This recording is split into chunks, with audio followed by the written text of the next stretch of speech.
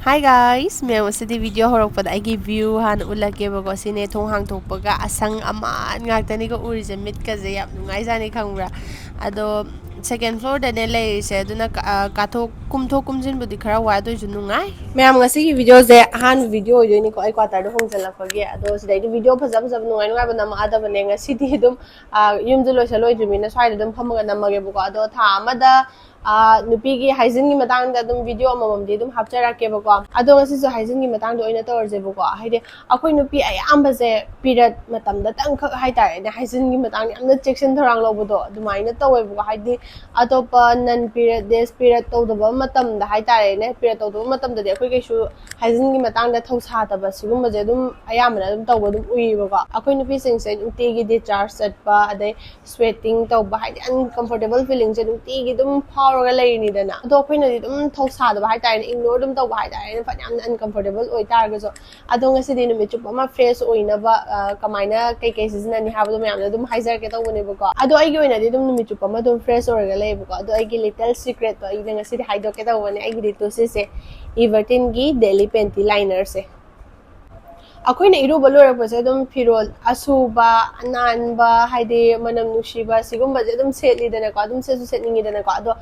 khangong du be dum white discharge kum sat launa se selak pa je isa da ka haini yamna nungai ta bodo dugum do faw bane ba haide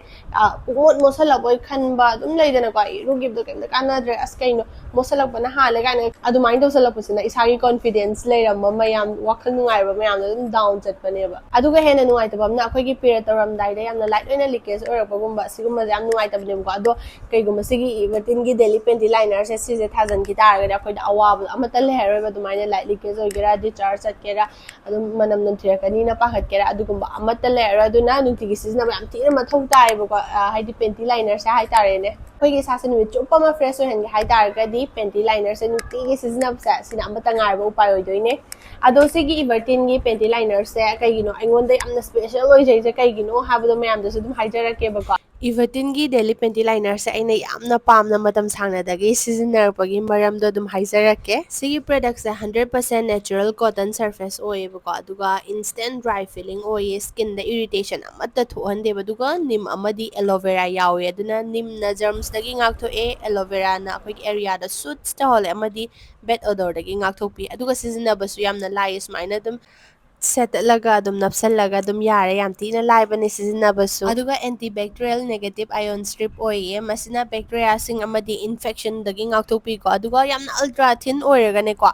sat absorb towe ko aduna akoina kainu ma seasonary haibaga se kaukthokpa hai tare ne yamna su yangaga seasoner bado yam nungai bado adudo oye yamna su fresh oil hanba isada aduna aingonda di everteen gi daily pantyliners se yamna special oi jaiye tu yengo yamna thin su oibani ko aduga hena nungai ba mana se dermatologically tested su tawr bane season ba kai shu kiningai oi deba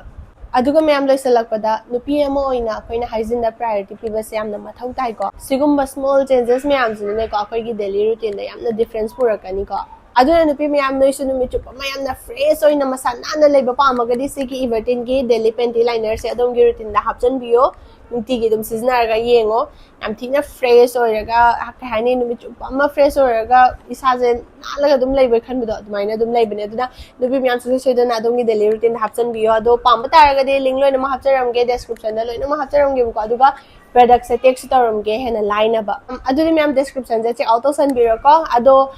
ngasi di video je side lesson jarge mayam mathang da karamba hygiene ni matang da vlog semauge karma video semauge habado mayam adum comment da thambiramo nubi mayam da ko ado agi so semangam dum khona jarake ado ngasi di video je lesson lage thank you for watching bye